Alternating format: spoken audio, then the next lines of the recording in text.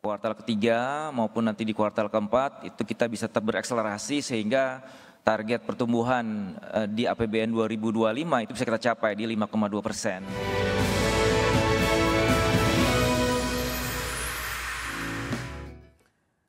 Ya, selanjutnya pemerintah optimistis perekonomian Indonesia mampu mencapai target pertumbuhan 5,2% pada tahun 2025.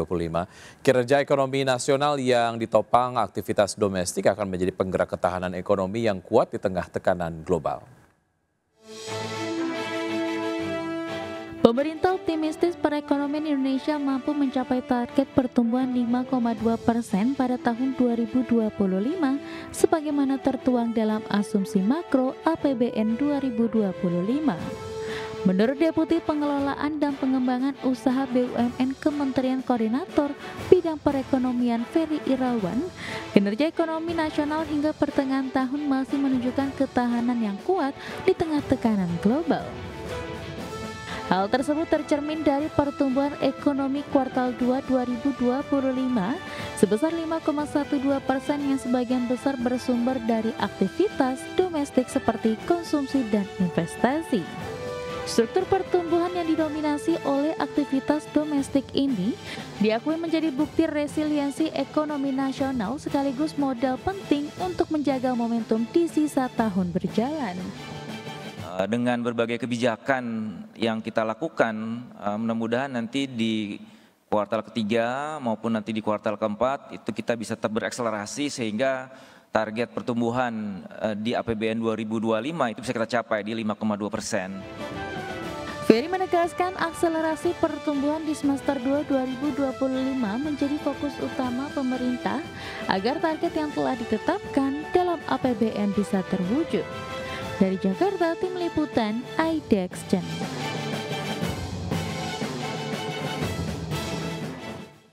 Direktur Eksekutif Institute for Development of Economics and Finance atau INDEF Esther Sri Astuti menilai kondisi ekonomi global saat ini masih mengkhawatirkan dan mendorong Indonesia berada dalam pusaran ketidakpastian tersebut. Melihat kondisi tersebut, Esther berharap Indonesia bisa menghadapi ketidakpastian global dengan menjaga ketahanan ekonomi domestik agar ketika dunia bergejolak, ekonomi Indonesia tetap kuat dan bisa tetap tumbuh. Pemerintah juga diharapkan bisa membangun kolaborasi kuat dengan berbagai stakeholders dalam mendorong perekonomian domestik khususnya pihak swasta. Menurut Esther, peran swasta sangat krusial untuk resiliensi ekonomi. Tantangannya memang nyata. Di sini perubahan itu harus kita hadapi, mau tidak mau dan suka tidak suka. Namun di tengah perubahan dan ketidakpastian global, saya yakin bahwa kita juga bisa mendapatkan peluang. Peluang itu adalah pertama transformasi digital, kemudian berkembangnya rantai pasok regional dan beberapa area yang kita bisa manfaatkan. Disinilah peran penting dari resiliensi ekonomi domestik. Resiliensi bukan hanya cara kita bertahan, tapi resiliensi adalah bagaimana kita bisa mampu beradaptasi di tengah ketidakpastian global ini dan tetap tumbuh walaupun kita dalam krisis maupun resesi. Ya, pemirsa, sebelum kita akhiri Market Flash, kita akan simak terlebih dahulu update dari pergerakan IHSG di pukul 9:26 waktu Indonesia bagian Barat. IHSG sejauh ini bergerak melemah 0,23% di level 8.077,134. Dan 4 saham yang masuk ke dalam jajaran top gainers diantaranya Lada Buka, BRMS, PTRO, dan juga Unilever. Sementara 4 saham yang masuk ke dalam top losers sejauh ini ada Toba, Koko Telkom, dan juga Koin. Pergerakan dari sektoral, pemirsa, sektor cyclic sejauh ini memimpin penguatan dengan penguatan 0,87%. Sementara itu sektor industri memimpin pelemahan dengan pelemahan 0,87%.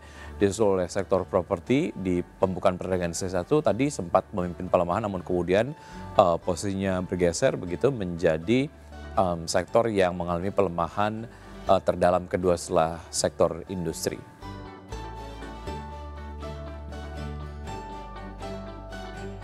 Terima kasih Anda masih bergabung sama kami. Pemirsa, dalam KTT ASEAN ke-47 di Kuala Lumpur, Malaysia, Presiden Prabowo Subianto menekankan pentingnya memperkuat kerjasama konkret dan memastikan bahwa persaingan di kawasan tetap bersifat konstruktif. Presiden Prabowo Subianto yang mewakili Indonesia dalam intervensinya pada konferensi tingkat tinggi ke-28 ASEAN Plus 3 atau APT menegaskan bahwa babak baru kerjasama kawasan ASEAN berlangsung di tengah tantangan global yang kompleks, mulai dari perubahan iklim, gangguan perdagangan internasional, hingga meningkatnya ketegangan geopolitik, di mana tantangan tersebut berdampak langsung terhadap kehidupan rakyat di kawasan Asia Tenggara.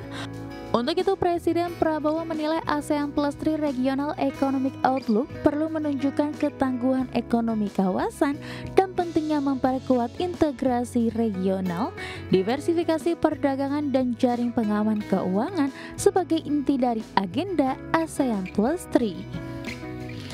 Selain itu, Indonesia juga menyerukan peningkatan ASEAN Plus 3 Emergency Rice Reserve atau EPTRR untuk menjamin pasokan pangan yang stabil dan memperkuat respon darurat antar negara melalui pertukaran informasi yang lebih baik. Menutup sambutannya, Presiden Prabowo juga menekankan pentingnya pelaksanaan penuh APT Corporation Work Plan 2023 hingga 2027 serta penguatan Chiang Mai Initiative Multilateralization sebagai langkah nyata memperdalam kerjasama ekonomi dan keuangan regional. Dari Kuala Lumpur, Malaysia, Tim Liputan IDEX Channel.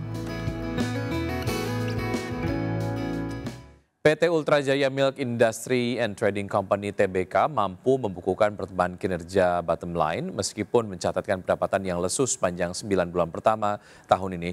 Perseroan mampu membukukan pendapatan senilai 6,23 triliun rupiah pada periode yang berakhir September 2025. Torehan pendapatan tersebut menyusut 5,24% year on year. Menurunnya penjualan disebabkan oleh menyusutnya kedua segmen penjualan perseroan, yakni pada segmen minuman dan segmen makanan. Setelah dikurangi berbagai beban dan pajak, perseroan Ultra Jaya mampu membukukan laba bersih senilai 960,88 miliar rupiah atau tumbuh 9,04% year on year. Corporate Secretary Ultra Jaya Helina Widayani menyebut pelemahnya penjualan terutama disebabkan oleh lesunya penjualan pada semester 1 tahun ini. Namun memasuki kuartal ketiga, kondisi usaha mulai membaik sehingga pendapatan dapat ditingkatkan.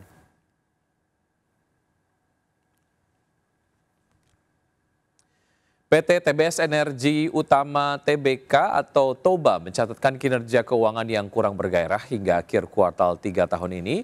Dari sisi top line, pendapatan turun 14,4% year on year menjadi 288,17 juta dolar, dan di sisi bottom line, perseroan membukukan rugi bersih sebesar 127,38 juta dolar Amerika. PT TBS Energi Utama Tbk mencatatkan rugi bersih pada periode Januari hingga September 2025. Perseroan mengalami penurunan performa seiring dengan lesunya harga komoditas batu bara. Berdasarkan laporan keuangan, perseroan membukukan pendapatan sebesar 288,17 juta dolar, turun 14,4% year on year. Direktur TOBA, Juli Oktarina, menegaskan di luar dampak satu kali transaksi dan bisnis pertambangan batu bara, perseroan mencatat keuntungan 1,8 juta dolar. Dari sisi pendapatan, penjualan batu bara susut 44,43% year on year menjadi 150,62 juta dolar. Kontribusi segmen penjualan batu bara terhadap total pendapatan juga turun dari 80,51% menjadi 52,26%. Sementara itu, beban pokok pendapatan naik tipis 3,03% year on year menjadi 266,14 juta dolar, sehingga laba bruto perseroan terpangkas cukup dalam menjadi 22,03 juta dolar, alias turun 71,90% year on year. Dengan demikian, perseroan membukukan rugi bersih sebesar 127,38 juta dolar, berbanding dengan laba bersih 34,84 juta dolar pada periode yang sama di tahun 2024. Berbagi sumber, IDEX Channel.